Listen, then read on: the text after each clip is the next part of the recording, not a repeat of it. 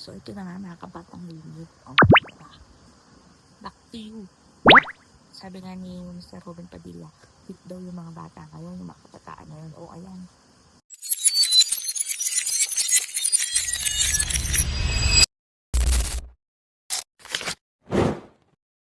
So, weak siya. Iyak siya, diba? Pag daw makukulong itong si Bongo at si Pato, talagang madidepress daw siya. Maiyak siya. Ano masabi niyo? Sinong weak ngayon?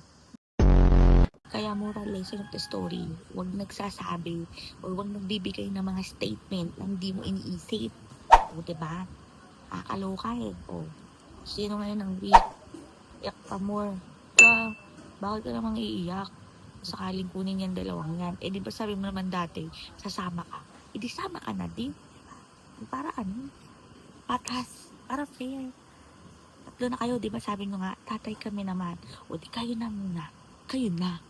Lunes na lunes. Ha? Lunes na lunes mga kabatang hilang. Abangan natin, masusunod na ganap. Sino na yung makukuha?